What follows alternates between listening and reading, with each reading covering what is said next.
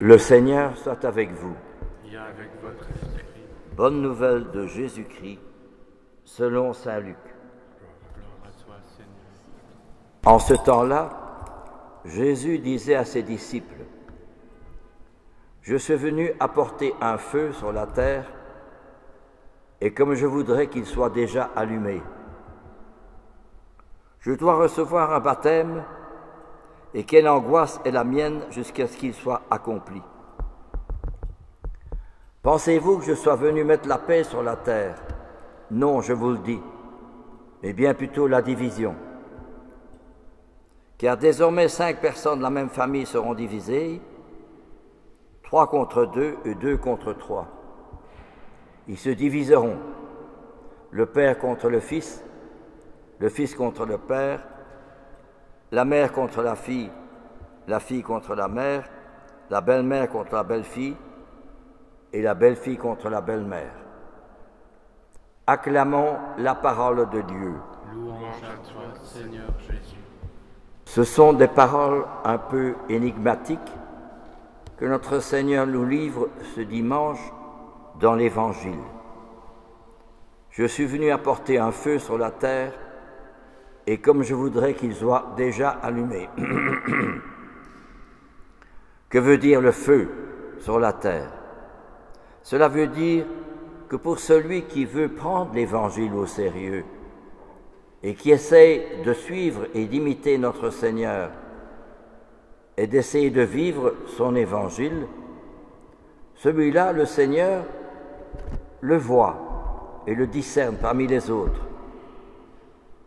Et dans cet effort, le Seigneur veut le récompenser et lui donner comme cadeau un feu. Quel est ce feu? C'est-à-dire l'amour de Jésus dans mon cœur, qu'il donne à celui qui cherche notre Seigneur, qui aime l'Évangile, qui veut vivre, celui qui veut vivre et imiter notre Seigneur. Alors, il reçoit en cadeau l'amour de Jésus dans son cœur. Et l'amour de Jésus dans son cœur, c'est un feu. Parce que c'est un trésor qui l'accompagne partout où il va, dans tout ce qu'il fait, dans toutes les rencontres qu'il fait, dans tous les contacts qu'il a. Eh bien, tout le temps, ce feu de Jésus, de son amour, brûle continuellement dans son cœur. C'est ça qui fait que, par exemple, Sainte Thérèse d'Avila, on la présente avec un feu qui brûle son cœur. Ou bien Charles de Foucault, on le représente sur son cœur, un cœur avec une croix. Ça veut dire, c'est un signe pour bien montrer que c'est plus l'amour à eux, leur cœur, leurs sentiments, leurs idées, leurs réalisations, leur raisonnement, mais c'est notre Seigneur qui vient dans leur cœur brûler leur cœur de son amour. Ça, nous avons oublié ça dans un monde très matérialiste, technologique, consumériste. Nous avons oublié que ce n'est pas moi qui vais le faire, le Seigneur. C'est lui qui vient vers moi. Comme dit Saint Jean, ce n'est pas nous qui aimons Dieu, mais c'est lui qui nous aime et qui nous a montré son amour par Jésus qui a donné sa vie. Donc ça ne part pas de moi, mais ça part de lui. C'est ce que tous les saints ont compris, que c'est Jésus qui vient habiter dans leur cœur. Sœur Élisabeth de la Trinité, eh bien, était une carmélite qui a vécu au siècle passé. Eh bien, il a été embrassé de l'amour de Dieu dans son cœur.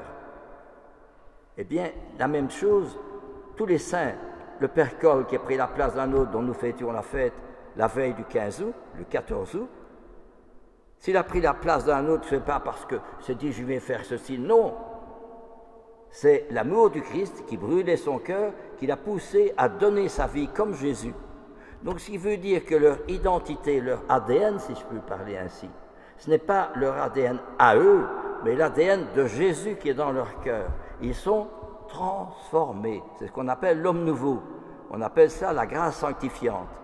Voyez-vous? Eh bien, c'est ce que nous oublions, nous ne savons plus, on n'a plus l'expérience de cela. Mais si vous lisez la vie des saints, vous vous rendez compte combien eux sont transformés par la grâce, transformés par le Christ, transformés par son amour.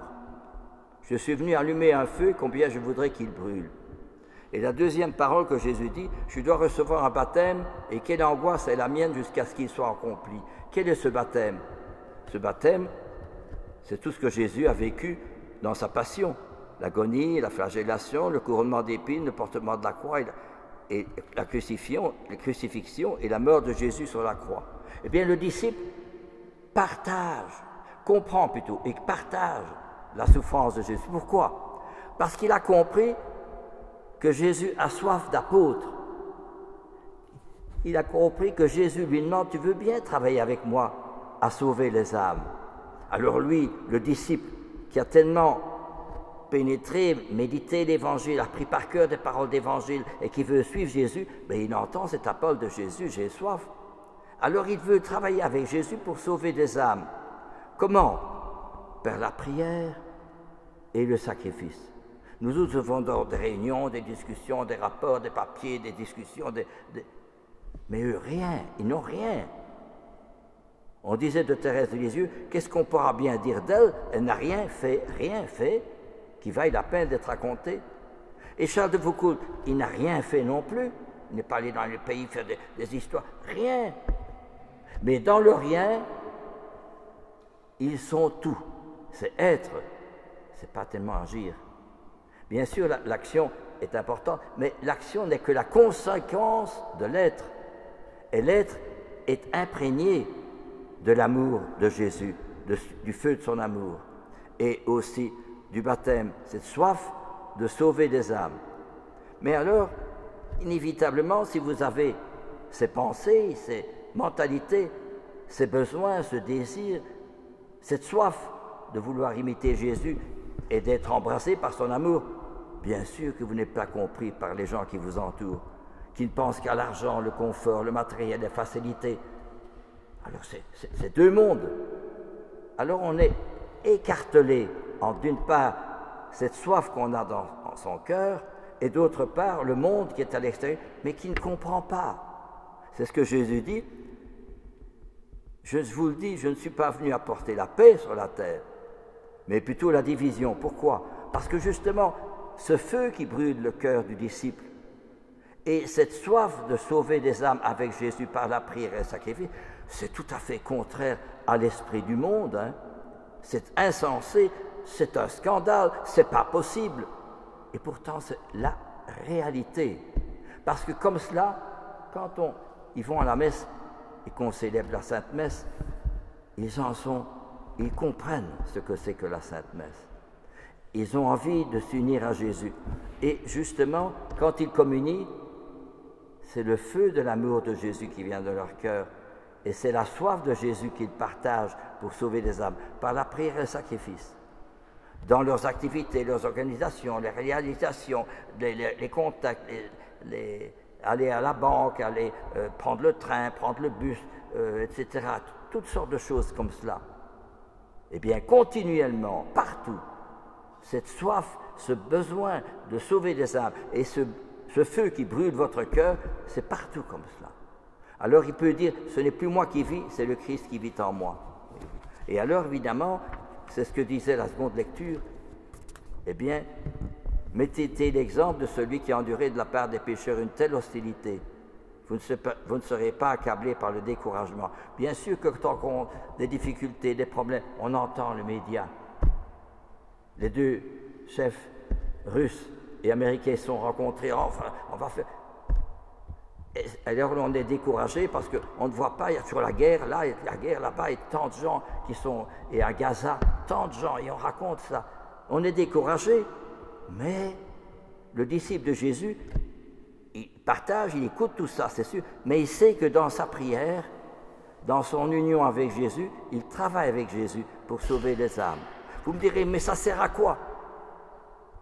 Thérèse de Lisieux, qui n'a rien fait d'extraordinaire, qui est morte à l'âge de 24 ans et qui n'a eu que 9 ans de vie religieuse, quelques années après, 10 ou 15 ans, lors de sa canonisation, il y avait 500 000 personnes qui ont assisté à la proclamation de la canonisation de Thérèse. C'est un paradoxe. Donc la voilà, toute seule, avec ce désir de brûler de l'amour de Jésus et lui sauver des âmes, toute seule. Et voilà que, quelques années après, elle est reconnue comme un grand retentissement. L'ouragan de gloire.